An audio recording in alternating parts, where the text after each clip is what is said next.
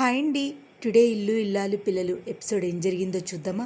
అత్తయ్య అత్తయ్య అంటూ మన నర్మద వచ్చేస్తుంది. నర్మద వచ్చేసి అడుగుతూ అత్తయ్య అత్తయ్య అంటూ ఉంటుంది. ఏమైందే శ్రీరామ ఏమైందే అలా ఉన్నావు నువ్వు, ఏమైంది?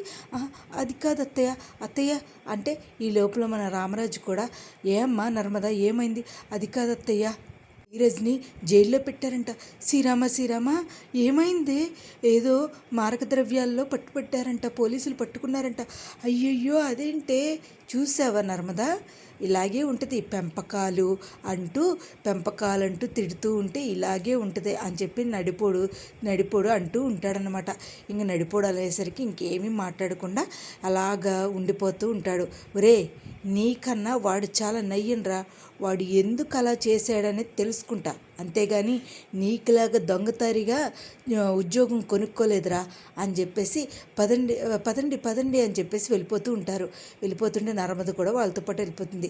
మన వల్లి సుక్కు ఇద్దరు కూడా ఎంజాయ్ చేయడానికి వాళ్ళ అమ్మగారింటికి వెళ్తారు.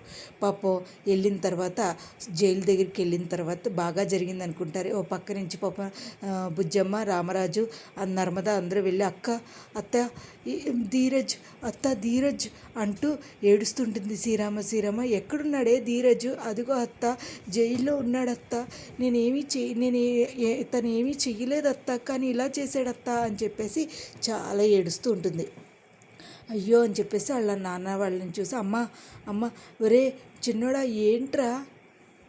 ఏంట్రా అలా అయిపోయావు? చిన్నడా అలా ఎవరు కొట్టారా నిన్ను? అది కాదమ్మా, నేనేమి చెయ్యలేదమ్మా. శ్రీరామ నా బిడ్డని ఇలా ఎందుకు జైల్లో పెట్టారు? నా బిడ్డ ఏనాడు కూడా ఎప్పుడు కూడా ఎవరిని చిన్న మాట కూడా అన్న మనిషి ఇలాంటి దాంట్లో నా జైల్లో పెట్టడం ఏంటి ఇలా అయిపోయింది నాన్న? నేనేమీ చెయ్యలేదు నాన్న, నిజంగా నాన్న అంటూ ధీరజ్ అంటాడు. ఒరే, నాకు తెలుసురా, నా బిడ్డ గురించి నాకు తెలియదా అంటూ నా రామరాజు అనేసరికి, నాన్న నేనేమీ చెయ్యలేదు నాన్న, వాడు ఎవడో కారులో వచ్చాడు, కూర్చున్నాడు, నన్ను దింపమన్నాడు, అంతే.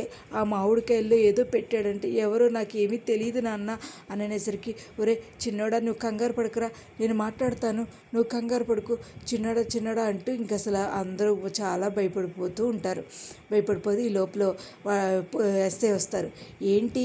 ఏం చేస్తున్నారు అసలు ఇక్కడ? ఇంతమంది ఉండకూడదే. అది కాదండి ఎస్ఐ గారు, మా అబ్బాయి అలా చేయని వాళ్ళే ఇలా కనపడతారమ్మా. అది కాదండి, అయినా మారక ద్రవ్యాలు అమ్ముతున్నాడు అంటే తండ్రికి తెలియకుండా ఉంటుందా? అందుకనే, అంటే వచ్చే డబ్బులు సరిపోవట్లేదని చెప్పేసి ఇలాగ ఇన్లీగల్గా మొదలుపెట్టారు. సార్, మీరు ఎక్కువ మాట్లాడుతున్నారు, చాలా కంట్రోల్లో మాట్లాడండి. ఏం మాట్లాడుతున్నారు? మీ నోటికి వచ్చినట్టు మాట్లాడుతున్నారా అంటూ రామరాజు అడుగుతాడు. రామరాజు అడిగేసరికి ఎస్ఐ అలా ఉండిపోతాడు. ఏంటండి, మీరేదో కావాలని ఏదో జరుగుతుంది, అయినా నా బిడ్డ అలాంటి వాడు కాదు. ఎందుకు సార్, మీరు ఏదైనా కోర్టులో తేల్చుకోండి, నేనేమి చెప్పేది లేదు అని చెప్పేసి అనేసరికి ఇంకేం చేయాలో తెలియక లాయర్ని తీసుకొస్తానని చెప్పేసి గబగబా వెళ్తారు. ఎంత చెప్పినా కూడా వినరు. రామరాజు చాలా చెప్తాడు. ఏమనుకుంటున్నారు? ఇక్కడ కాదు, వెళ్ళి కోర్టులో తేల్చుకోండి మీ విషయాలు. మీ కొడుకు చేసే పనులకి మీకు ఏమీ తెలియకుండా ఉంటుందా? అవేమీ నేను నమ్మను అని చెప్పేసి బయటికి గెంటేసరికి ఈ లోపల మన లాయర్ వస్తాడు నాన్న అని అంటూ చందు తీసుకొస్తాడు. ఇంతకీ ఈ లాయర్ వచ్చేసరికి, సార్ నేను మాట్లాడతానమ్మా, మీరేం కంగారు పడకండి సార్, చిన్నోడు సార్ అని అనేసరికి ఇంకా మన బుజ్జమ్మ అనేసరికి ఇంకా లోపలికి వెళ్ళి మన లాయర్ గారు మాట్లాడతారు. అసలు సార్ ఏం జరిగింది ఏంటి అంటే, ఇలా జరిగింది, ఇలాగ జరిగిందని చెప్పేసి చెప్తూ ఉంటాడు. చెప్పిన తర్వాత మన నర్మద ప్రేమ ఎడవకు ప్రేమ, నేను చూసుకుంటాను ప్రేమ అంటూ మన నర్మద చెప్తూ ఉంటుంది. లాయర్ గారు వచ్చి లోపలికి వెళ్ళి మాట్లాడుతూ ఉంటారు. లాయర్ గారు వెళ్ళి లోపలికి వెళ్ళి మాట్లాడతారని చెప్పి లోపలికి వెళ్తారు. ఎంత చెప్పినా ఎంత రిక్వెస్ట్ చేసినా మీరు కోర్టులోనే తేల్చుకోండి, మాకే సంబంధం లేదు అని చెప్పేసరికి ఇంకా అసలు ఆశ్చర్యపోయి చందు కూడా అలా ఉండిపోతాడు. ఇంకా కోర్టులో బెయిల్ కోసం రావాలి అని చెప్పేసి ఇంకా చందుకి మన ధీరజ్కి చెప్తాడు.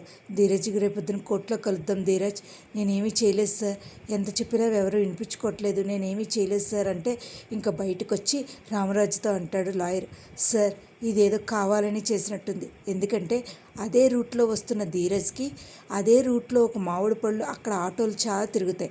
అయినా సరే ధీరజ్ కారే ఎక్కి అదే రూట్లో పోలీసు వాళ్ళు ఉండేటట్టుగా చేసి అక్కడ మారకద్రవ్యాలు అమ్మేవాడు పారిపోతుంటే వాళ్ళని పట్టుకోకుండా ధీరజ్ని పట్టుకున్నారు అంటే ఇదంతా పక్కా ప్లానింగే సార్.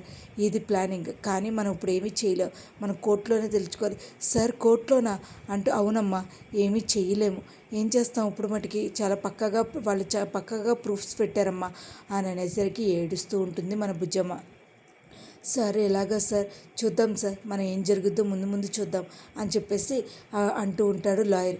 ఇంకా వెంటనే ఇంకా ఏడుస్తూ మన ప్రేమ వెళ్ళిపోతూ ఉంటుంది. ఇక్కడ మన వల్లి సుక్కు వాళ్ళ ఇంటికి వెళ్ళి రామరాజు చెప్పు ఏంట్రా అంటే ఇంక ఇమిటేట్ చేస్తారనమాట.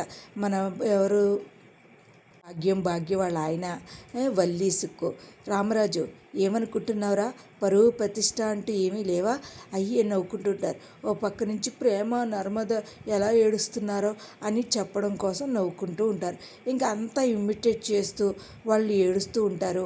ఇంకా అసలు బయటికే రాడు. ఇంకా నీ కడుపు విషయం బయటికే రాదు. మనం ఇంకా హ్యాపీగా చట్టాపట్టాలు వేసుకుని తిరగచ్చు. నర్మదని చూసి ప్రేమ ఏడుస్తుంది, ప్రేమను చూసి నర్మద ఏడుస్తుంది. అయినా అంటే ఇంకెంత సంతోషంగానో మిమిక్రీలు చేసుకుంటూ ఉంటారు. ఇలా హ్యాపీగా ఉంటారు. కానీ వీళ్ళని ఎవ్వరూ పట్టించుకోరు. కానీ అసలు రేపటి ఎపిసోడ్లో ఏం జరుగుద్దో చూడాలండి. మరి ధీరజ్ని బయటికి తీసుకొస్తారా లేకపోతే అలాగే ఉంచుతారా అనేది మన కమింగ్ ఎపిసోడ్లో చూడాలండి. నా వీడియోస్ కనుక మీకు నచ్చినట్టయితే లైక్ చేసి షేర్ చేసి సబ్స్క్రైబ్ చేయండి. Thank you so much. ఇలాగే నన్ను ఆదరిస్తారని కోరుకుంటున్నాను. Thank you so much.